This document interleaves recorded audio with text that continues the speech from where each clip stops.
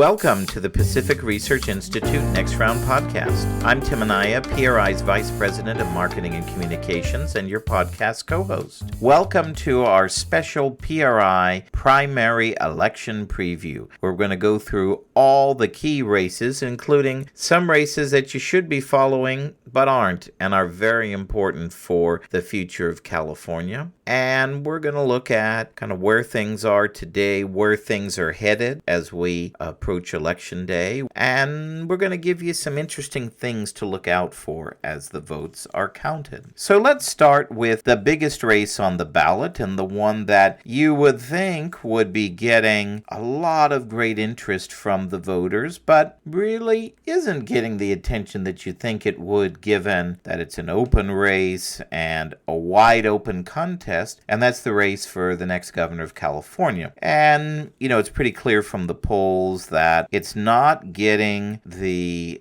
attention and interest and enthusiasm that you think it would, because we don't really have an A list of candidates. We don't really have a B list of candidates. Charitably, we'll say we have a C list of candidates, and no one is identifying with the voters of California in sufficient numbers to break out of the pack. And if you look at the Real Clear Politics polling average on Tuesday afternoon, the 26th, as we tape this podcast, the numbers show that. You see that there are two clear front runners, Steve Hilton, the Republican, who's at 20.8% of the vote, and you have Xavier Becerra, the Democrat, former Attorney General, former HHS Secretary. He's at 20.6%. And then you have Tom Steyer, the billionaire, becoming less of a billionaire with the $200 million to date he's spent on his gubernatorial race. He's at 14.6%. And Chad Bianco, the Riverside Sheriff, who's at 12.4%. And then following behind them, you have former Congresswoman Katie Porter, who's at 9.3%, and Matt Mahan, the mayor of San Jose, who's at 7%. What's interesting, and it's a phenomenon if you read the latest column by George Skelton, the great legendary columnist for the LA Times, he talks about this phenomenon of there are a lot of voters, primarily Democrats, who are holding on to their ballots, and they're trying to decide who to vote for. And it begs the question, well, really, why are so many voters and so many Democrats hanging on to their ballots? And I think it's because this field has been very uninspiring. You don't see anyone who's really kind of head and shoulders above the pack as our would-be next governor. When you saw in the past races, like Gavin Newsom was head and shoulders above the pack the entire campaign. When you saw Jerry Brown running, he was in a really big race with Meg Whitman, but Jerry Brown was kind of head and shoulders above during that campaign. Arnold Schwarzenegger obviously was way head and shoulders above the likes of Cruz Bustamante and others who ran in that infamous recall election in 2003. And so, when you look at such as Xavier Becerra, many people look at him and see a dud. He wasn't very impressive. He's not really answering the questions with specifics. They say, well, he's kind of measured and kind of a grown-up. Well, okay, yeah, we could give him that, but he's not showing, here's what I'm going to do as the next leader. Here's what I'm passionate about. Here's the agenda that I want to fight for. The agenda that he wants is to be governor. He kind of reminds me of a Latino Gray Davis, and people may forget Gray Davis was a failed governor of California, infamously recalled in the election that sent Arnold Schwarzenegger to the governor's office, and he was the most experienced politician, and he was a grown-up in a field, a fractured field of other politicians. There was a billionaire, Al Checky, that ran in that election, and Gray Davis did kind of run away with it at the end because, he had one of the best ad campaigns in the history of California politics, and the great tagline, even though he was vastly outspent in the race, was "Experience money can't buy." Well, in this race, I guess how you would say is is the people in Sacramento, the interest groups, the individuals who have a lot riding on who the next governor of California is, most of them are placing their bets on Xavier Becerra. Yet, even though he had a pretty dramatic rise in the polls from I wouldn't even call him the middle of the pack, from the lower end of the pack, after the dropping out of the race of Eric Swalwell amidst his personal scandals, he's really kind of been stuck there at like 18, 19, 20% and hasn't really gone anywhere. Even though all these kind of Sacramento institutions and legacy politicians like the Speaker of the Assembly, Robert Rivas, have been promoting Becerra. You're seeing Tom Steyer spending all of his millions, and yeah, he's gotten some endorsements, maybe a little money helped with that end, and we've seen the reports that he's paying influencers to go out and say nice things about him at events and online. But yet, everyone's kind of stuck there, and they're not really, Becerra or Steyer, any of them aren't really running away from it. Now, we've seen the theory of some Democrats in Sacramento that Democrats want a winner. They want to be with the front runner, and they're hanging on to their ballots in the end. And when the polls show this week that Becerra is going to be a strong position to make the runoff this November for governor, that Democrats are going to pile on at the polls and be for Becerra. I don't really buy that. I think that if Xavier Becerra had excited the voters up until this point, voters would have voted for him. They'd be getting their ballots in, and they're not, because I think he doesn't excite voters. And what makes us think that all of a sudden, just because at the end of the race, that they're going to say, yep, he's ahead, that's our guy? I don't think that's the case at all. Now, I don't know that they're going to go for Tom Steyer, one of the other candidates, but I think we're going to have a wild last week of the race. And I think we're going to have a wild, unpredictable election night. I think a lot of those people who are hanging on to their ballot, I think a decent chunk of them aren't going to vote at all. And yeah, some of them are going to vote for Xavier Becerra, but I think we're going to have a low turnout, and I think it's a statement on the race that these candidates just aren't who the voters of California are looking for. And Democrats and others are hanging on to their ballots is really a sign that, this field just isn't doing it for the people of California. Another kind of interesting point right of this race is so much of it, and it's been disappointing to see, has been dominated by a discussion of the horse race. Who's up and down on the polls? And I'm guilty of it. That's largely our discussion today here. We haven't had the discussion of people's policy agendas, especially, candidates like Tom Steyer pushing single-payer health care. Well, how are you going to implement that? How are you going to pay for that? What kind of taxes are you going to have to put that scheme in place, let alone getting waivers from the federal government to implement it? Same with Steyer and others on having a wealth tax, right? How are you logistically going to do that? It would have been nice to see more coverage of those ideas. The early part of the campaign really was dominated by this talk that could we have two Republicans make the general election ballot and Democrats would be shut out. And so there was all this push by the state Democratic Party for Democrats to drop out of the race, especially those who, quote, didn't have a chance. Well, I think the way to settle this is let the voters vote. We don't need party insiders to tell Californians how they should vote. But I think it's a more interesting question now as we get closer to election day. When you see kind of how things are shaping up, and keep in mind, when you look at the Real Clear Politics average, when you look at the polls inside of it, Tom Steyer is 7 points back, so he's not that far back from being in second place when you factor in the margin of error. The poll that came out right before that, the Emerson poll, he was tied for second. So it is a legitimate possibility, we're not really talking about it, but it's a legitimate possibility that you could have two Democrats in the top two and no Republican in the general election.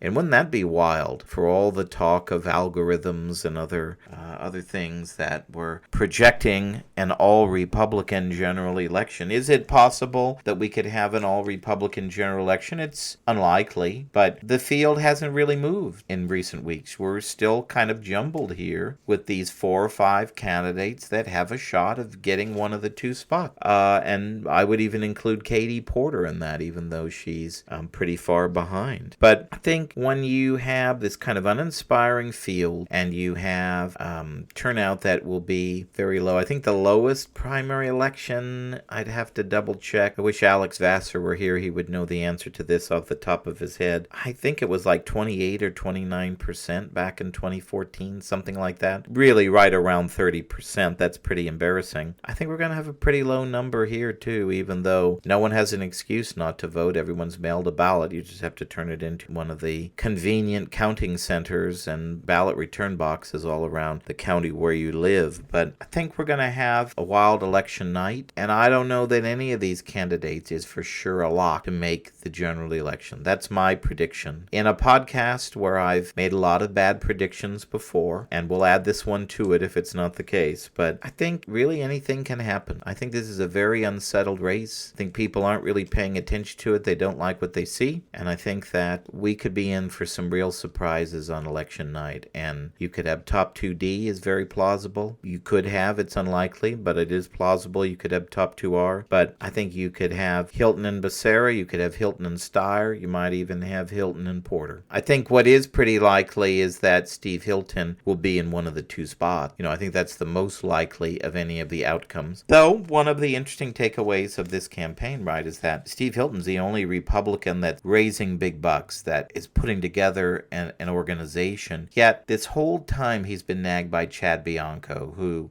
doesn't have a major organization, has raised far less money. And why is Steve Hilton not putting away what I think most objective observers would look at as a pretty weak challenger? I think it's because, and I made this point in a previous podcast, when you listen to Chad Bianco on the debate stage, he sounds like a regular Republican would talk. Go to a Republican women's meeting club or a club meeting or a CRA meeting.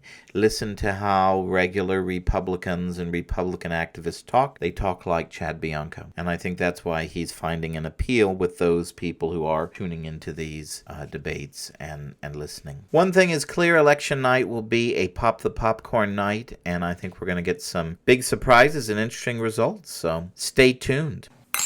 We'll get back to Next Round in just a moment, but first, are you getting PRI's regular email updates? If not, go to pacificresearch.org and click the sign up button at the top of the page to get the facts you need to fight back delivered every week to your inbox. Every week, PRI sends you what you need to know about what's going on in Washington, D.C. and Sacramento, and gives you the free market ideas needed to save our state and our nation. By going to pacificresearch.org and clicking the sign up button, you can sign up to have Policy Alert, our weekly roundup of all the best ideas from PRI scholars delivered to your inbox. Or you can sign up for event updates, so you're the first to know when PRI is coming to your community with great events. So sign up now at pacificresearch.org and click the sign up button at the top of the page to get PRI's content delivered to your inbox each week. Let's look at some of the other races that, on the statewide level, that haven't gotten the attention that they should, but are pretty important races, and where no one's really focused on the outcomes here, and where really anything could happen in these races. I think it's important to mention as we talk about these statewide races and the down ballot races as they shake out. We've been doing the top two primary now since I think it was 2012 was the first time we did it, and there are some things that we can think about here. One of them is that when there's no obvious Republican on the ballot, identified Republican on the ballot, Republicans tend to skip it. And so that could be interesting in some of these races. On the statewide levels, Hilton and Bianco are really the only ones with the money to run kind of credible statewide races with any kind of media presence and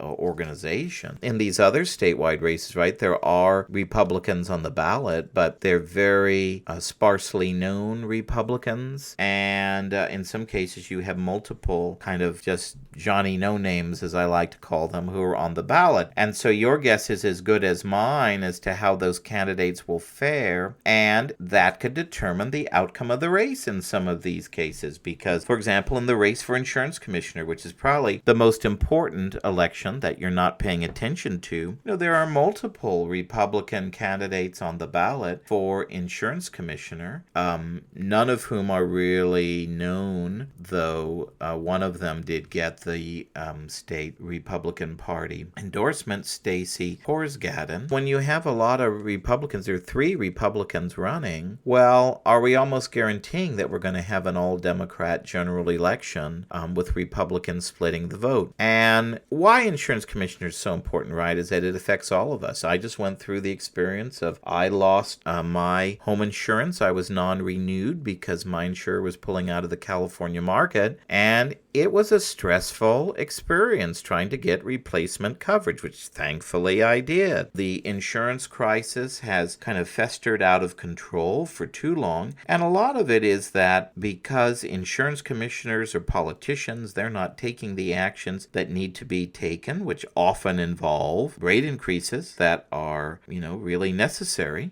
to be made, despite the fact that politicians don't want to order them. Rate increases are necessary to ensure the solvency of the insurance market in California. And if you don't have a solvent insurance market, well, we're not going to get insurance. And so there were really 4 key Democratic candidates for insurance commissioner. You have State Senator Ben Allen, who he hasn't really been a top leader on insurance issues during his time in the legislature. In some aspects, I think, well, this was an office open and they found a guy willing to do it. You have Steve Bradford, who's a longtime former state assembly member and state senator, very good pro-business Democrat. He's running. You have Jane Kim, who's a socialist, San Francisco County supervisor. And then you have perhaps the most qualified candidate in the race, Patrick Wolf, who has great experience working on insurance policy, and he's also been endorsed by most of the newspaper editorial boards that have endorsed in the race. This is a race where this should be top of the page news every day, the goings on in this race, but because California is such an expensive state and,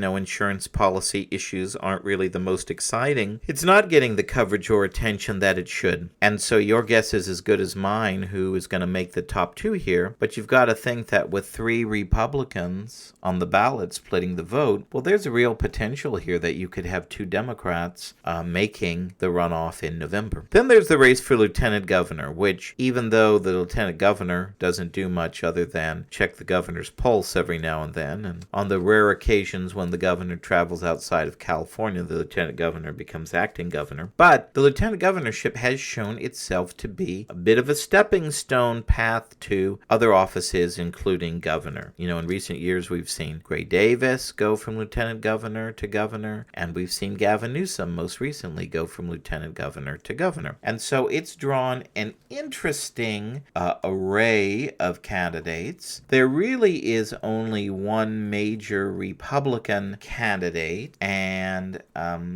she's Republican as far as her party registration, but she didn't really vote as a Republican at all, actually has a far left voting record, including supporting single-payer health care, supporting very left-wing legislative agenda when she was a state assembly member and state senator, and that's Gloria Romero. She says the Democratic Party left her, and she's had a bit of an electoral conversion here. It's up for the voters to decide whether they buy that or not. And then you have 3 major Democrats. You have Josh Friday, who is a former mayor of Novato. He is also a Newsom administration official. He is the head of volunteer initiatives. He's called the Chief Service Officer in Gavin Newsom's cabinet. He also worked for Next Gen America, which was the environmentalist front group that funded Tom Steyer's political activities. Then there's Michael Tubbs, who we've written about a lot here at PRI. He's a former mayor of Stockton, and he was known for his great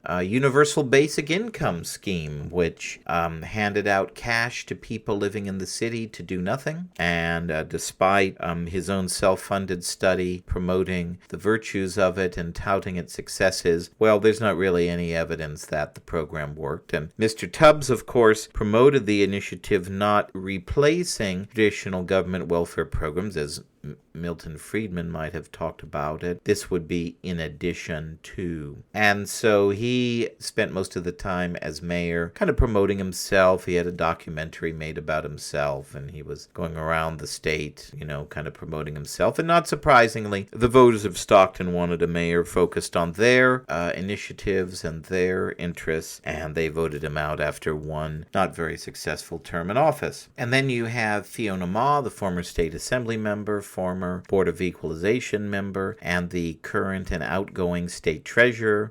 She's been dogged by sexual harassment scandals. I think most kind of have viewed her as the front runner in the race, but she's really kind of the front runner in the Sacramento political world. The question, of course, as always, is when you get to an office like this where the major candidates don't have a lot of money to spend on TV ads, can they really put it together and have that kind of voter awareness to distinguish between them? And that's very hard. There was a great analysis I saw the other day kind of looking at how much money has been spent in these various races in terms of independent expenditures or outside money. This is money that isn't provided by the candidates themselves. It's from third-party interest groups and others. And about $6.3 million has been spent. This is as of May 20th in the lieutenant governor's race. Most of it backing Michael Tubbs.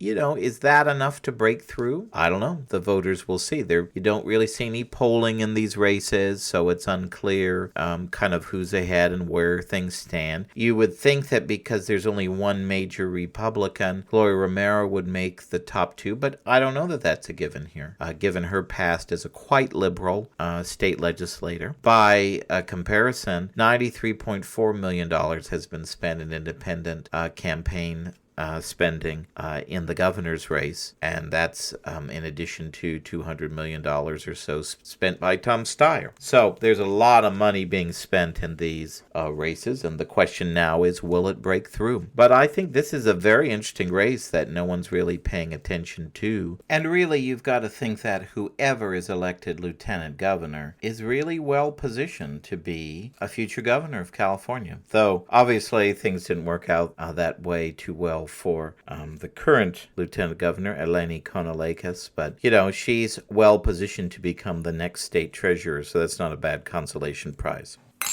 We'll get back to our great guest in just a moment, but first, are you following PRI on Facebook? By following PRI at facebook.com/Pacific Research Institute, that's all one word, you'll be the first to read free market ideas from PRI's terrific team of scholars on all the hot issues like education freedom, single-payer healthcare, crime, homelessness, green mandates like the ban on natural gas appliances, and more. Plus, when you follow PRI at facebook.com/Pacific Research Institute, you'll be the first to know when tickets go on sale for PRI's must-attend luncheons, dinners, and galas across the state. And you'll be first in line to secure your spot to hear great speakers like Michael Schellenberger, Gordon Chang, Steve Hilton, and many more. So go to facebook.com/Pacific Research Institute and follow PRI today so you'll be the first to know. Let's look at the other big race that probably is drawing as much, if not more, attention than the race for governor of California, and that's the race for mayor of Los Angeles. And as I wrote about in my piece recently in the Washington Post, it's really come down to not a blue-red contest, which would favor Karen Bass overwhelmingly. Remember, this is in the city. 80% of the voters voted for Gavin Newsom's redistricting scheme and Prop 50, and there are no Republicans Republicans that represent the city at any level in Sacramento or Washington, D.C. But this is a different race. This is, in the aftermath of the Palisades wildfires, the aftermath of ongoing crime and homeless challenges that, despite what the data may show, people don't feel safe. People wonder where all the millions of dollars being spent on homelessness going. And so in a race that has become a race about basic competence and basic quality of life, it's created an opening. And Karen Bass really hasn't topped 30% in any poll this year. And she's stubbornly in that 25 to 30% range. And so the discussion of what's going to happen in the November election is a different question. And we'll look at that more as we get closer. But for now, the latest poll showed Bass was at 25%. And Spencer Pratt, her unlikely challenger, the former reality TV villain from The Hills, he's at 22%. He actually has been doing a very masterful job, especially for a non-politician, in baking the conversation about quality of life and basic competence, really channeling what people are experiencing in their daily lives in Los Angeles. As a result, he's nipping at her heels, and I wouldn't be shocked if he comes in first place. I don't see a huge groundswell of support for her in the coming days. If you're at 25 or 30% now, it's not that people aren't undecided. They've decided against you. The question now will be, how does she get those people back in the general election? And she has, 5 or 6 months to try and win those voters back. I think there's a real possibility that Pratt makes the runoff and he may very well finish first. Now, the third challenger is Nithya Raman, the city councilwoman, who really you would think that's someone who would give Karen Bass a run for her money in the general election. Think of what happened with the Zohra Mamdani phenomenon in New York. But she had a disastrous televised debate, really looked terrible, really very scattered, really did not put forward a very good presentation. The voter looking for an alternative to the mayor, especially a Democratic, more liberal voter, wouldn't have watched that and been inspired by the councilwoman. She, in the current polling, is behind the two at about 18%. And so you've got to think that, Spencer Pratt is pretty well positioned here. Now, it will be the question, and it's always the ultimate question here. Spencer Pratt is an online phenomenon. All those AI videos, those clever videos that you see, most of those were done by his online supporters. But the question is, how many of those people are registered voters in the city of Los Angeles? And I bet it's a very small percentage of those. But one way where online enthusiasm really is helpful is fundraising. And when you see in the latest fundraising period, he raised about $2.72 million between April 19th and May 16th. And that towered over what Karen Bass raised, about $282,000, and Councilwoman Brahman at about $400,000. So now he's got the money to blanket the TV airwaves and get a more professional staff and get a professional army out there to help him in his campaign. So, that to me is the big question. Can he turn that online enthusiasm into actual votes? That was always the question, right, with Rick Caruso's potential entry into the race. And, kind of the thinking there, right, was, well, he would be a great mayor, but everything would have to go the right way for him, and he still might lose. Well, Spencer Pratt's a different type of candidate, and so the traditional rules don't necessarily apply here. But, the biggest one really is it's about Karen Bass and her record, and the voters are clearly deciding this election on Bass's performance, not necessarily what baggage or lack thereof or lack of experience the other candidates may bring. I think another interesting thing, too, when we talk about Bass being judged on her performance, it's a challenge for Pratt, right, is that, our voters who are dissatisfied with the performance of the incumbent and where basic competence is a key factor in their vote, they're not going to then turn it over to somebody who doesn't show that he would have any competence in government as well. And that's why I think it's been very interesting watching his TV interviews and his debate performances to see that,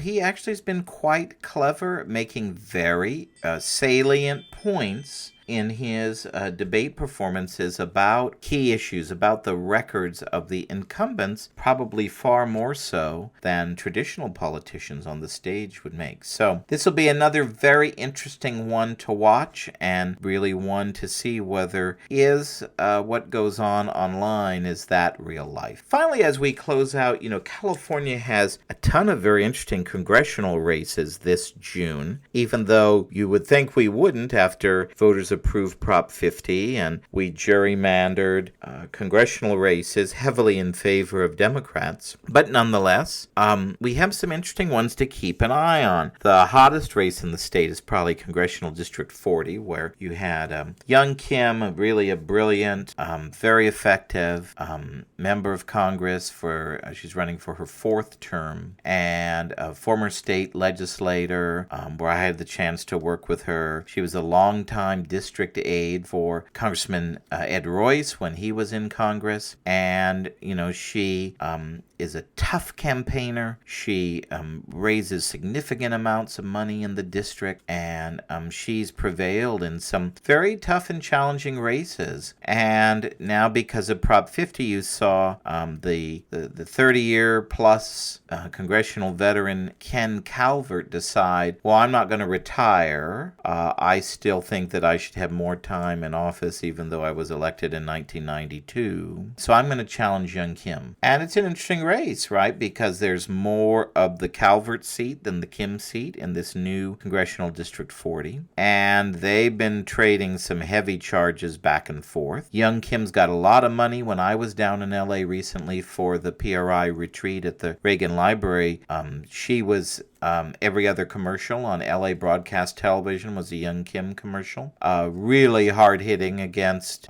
Ken Calvert. And so you would think on paper, right, Ken Calvert kind of represents the swamp, as Donald Trump talks about it, right? The career politician. So you would think that, well, he shouldn't really have a chance. It's someone like Young Kim who's fresh and vibrant and, very good leader on foreign policy and on affordability and all the issues, works well across the aisle, that she would be in the driver's seat here. We don't know.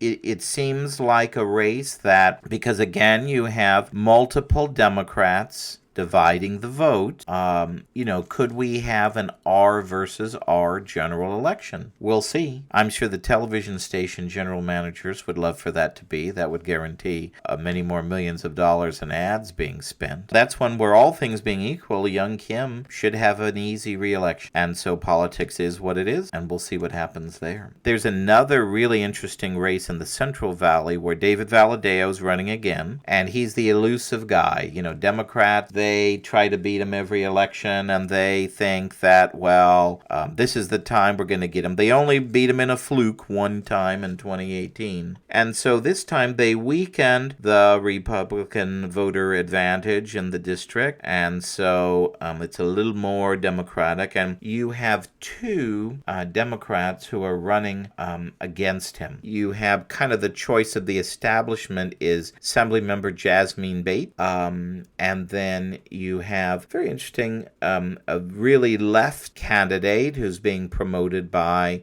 AOC and Bernie Sanders and people like that. And he's a school board member on the Visalia Unified School District Board, and his name is Randy Villegas. And there's been huge amounts of money spent there from progressive groups, from more mainstream groups, to try to get who they think is the preferred Democrat to face David Valadao over the line. The issue, of course, is that David Valadao has seen it all and has usually come out ahead pretty handily. So I think if you're into the poly markets and all of those things, a bet on Valadao might be a wise one. Then finally, we have some very interesting races here in the Sacramento area. So you have District 7, that's most of the city of Sacramento, and you have a very, very radical left-wing council member, Mai Vang, who decided, I'm tired of waiting. I'm going to take on the longtime Congresswoman Doris Morris Matsui and try to beat her out of a seat, a Democratic seat. That's been a really interesting one to watch. Matsui is a strong incumbent. She's everywhere in the district. She's raised a lot of money. But when you've been there a long time and there's this pent-up anger among Democratic voters that want to fight her and want somebody younger, the new generation in there, maybe Vang will have a chance. So we'll see how that goes. Then we have Congressional District 6, which is a seat that Ami Bera vacated to run in a different district, and it's where Kevin Kiley landed after redistricting. There were 6 districts actually that comprised parts of his old congressional seat, and he's running as an independent in this seat, and he's running against several candidates, including former State Senator Richard Pan, Sacramento District Attorney Tien Ho, and West Sacramento Mayor Martha Guerrero. And it's really an interesting race. And Tien Ho is brilliant. He's a former speaker at our PRI Sacramento conference, and he has been a very tough on crime district attorney, holding city officials accountable on their activities on homelessness. And kind of like what Matt Mahan is facing in the governor's race, the question will be, it appears that Tien Ho is selling what Democratic voters aren't buying, which is problem solving, living in the real world, having a kind of back to basics on quality of life issues. Not that Richard Pan is really a fighter by any stretch of the imagination. He's a pretty mild-mannered politician. Most observers have Pan as the front runner here, but this is one I would watch, because I think that despite the numbers, it's a winnable seat for a Kevin Kiley, and especially a Kevin Kiley as an independent. The other factor here, right, is that because Kevin Kiley left the GOP, again, the history is that Republican voters vote for Republicans in these races. And even though Kevin Kiley probably has the most name ID of any candidate in this race, will Republican voters get that and vote for Kiley? Or will they vote for there is a Johnny no-name Republican on the ballot? Will that candidate get a lot of votes simply because it's the only identified Republican on the ballot? Stay tuned. Well, that's our PRI primary preview. We're so thrilled that you joined us this week and that you've been listening to Matt and myself and our other colleagues talk about all the hot races here. Join us again next week. We're going to be a little late next week. We'll probably aim sometime Wednesday if we have